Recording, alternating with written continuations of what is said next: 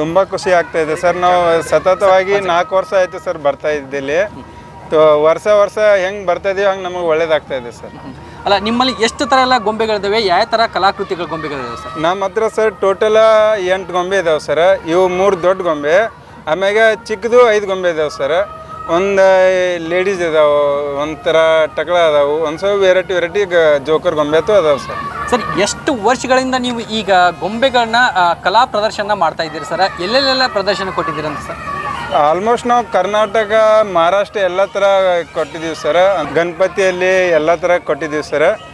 ಈಗ ಬಳ್ಳಾರಿ, ಬೆಂಗಳೂರು ಎಲ್ಲ ಹೋಗಿ ಬಂದಿದ್ದೀವಿ ಸರ್.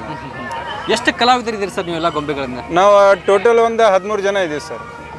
ಸರ್, ಇದನ್ನ ಎಷ್ಟು ವರ್ಷಗಳಿಂದ ಮಾಡಾಕ್ತೀರಿ? ಅಂದರೆ ಸರ್ಕಾರದಿಂದ ನಿಮ್ಗೆ ಏನಾದರೂ ಸವಲತ್ತುಗಳಾಗಿರ್ಬೋದು, ಅಂದರೆ ಈ ಥರ ಪಿಂಚಣಿ ಥರ ಏನಾರು ಬರ್ತಾ ಇದೆಯಾ, ಏನಾರು ಮಾಡಿದ್ದಾರೆ ಸರ್? ಹೆಂಗೆ ಸರ್ ಇದ್ರ ಬಗ್ಗೆ? ಸರ್ಕಾರದಿಂದ ಇನ್ನೂ ಪೆನ್ಷನ್ ಅಂತ ಹಂಗೆ ಇನ್ನೂ ಬಂದಿಲ್ಲ ಸರ್. ನಾವೀಗ ಮಾಡ್ತಾ ಒಂದು 5 ವರ್ಷ ಆಯ್ತು ಸರ್. ಇದಕ್ಕಿಂತ ಮುಂಚೆ ಕುದುರೆ ಸೋ ಅಂತ ಮಾಡಿದ್ವಿ ಸರ್. ಇನ್ನೊಬ್ಬರು ಗೊಂಬೆ ಕಲಾವಿದರು ಅವರು ಕೂಡ ಮಾತಾಡ್ಸೋಣ. ಸರ್, ಇಲ್ಲಿ ಸುರಗಿರಿ ಬೆಟ್ಟಕ್ಕೆ ನೀವು ಎಷ್ಟು ವರ್ಷದಿಂದ ಬರಾತೀರಿ ಸರ್? ಯಾವ ಥರ ನೀವು ಪ್ರದರ್ಶನ ನೀಡ್ತೀರಿ ಸರ್ ಇಲ್ಲಿ? ನಾವು 4-5 ವರ್ಷ ಆತ್ರಿ ಸರ್ ಬರಾಕತ್ತಿಲ್ಲಿ. ಅಗದಿ ಪ್ರದರ್ಶನ ಇದು ಐತ್ರಿ ಸರ್, ಇಲ್ಲಿ ಒಳ್ಳೇದೈತ್ರಿ ಎಲ್ಲ. ನಾವು ಮೊದಲ ಕುದುರೆ ಕುಣಿತ ಎಲ್ಲ ಮಾಡ್ತಿದ್ವಿ ಸರ್. 20-25 ವರ್ಷ ಆಯ್ತು ರೀ. ಈಗ ಎಲ್ಲ ಕಡೆ ಬಳ್ಳಾರಿ, ಬಿಜಾಪುರ, ಎಲ್ಲ ಬಾಗಲಕೋಟೆ, ಎಲ್ಲ ಕಡೆ ಮುಧೋಳ ಎಲ್ಲ ಕಡೆ ಹೋಗ್ತೀವಿ ಸರ್. ಎಲ್ಲ ಕಡೆ ಪ್ರದರ್ಶನ ಮಾಡ್ತೀವಿ ಸರ್.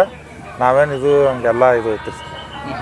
ಓಕೆ, ಇದಿಷ್ಟು ಈ ಗೊಂಬೆ ಕಲಾವಿದರ ಮಾತಾಗಿತ್ತು. ಕಳೆದ 4 ವರ್ಷಗಳಿಂದ ಈ ಸುರಗಿರಿ ಬೆಟ್ಟದಲ್ಲಿ ನಡೆಯುವಂಥ ಭುವನೇಶ್ವರಿ ದೇವಿಯ ಅಂಬಾರಿ ಉತ್ಸವದಲ್ಲಿ ತಮ್ಮ ಕಲೆಯನ್ನು ಪ್ರದರ್ಶನ ಮಾಡ್ತಾ ಇದ್ದೀನಿ ಅಂತ ಹೇಳ್ತಾ ಇದ್ದಾರೆ.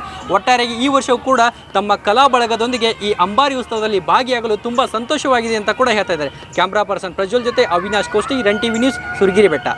ರನ್ ಟಿವಿ ನ್ಯೂಸ್ ವಿಡಿಯೋಸ್ ನೋಡಲು ಸಬ್ಸ್ಕ್ರೈಬ್ ಮಾಡಿ, ಬೆಲ್ ಐಕಾನ್ ಪ್ರೆಸ್ ಮಾಡಿ.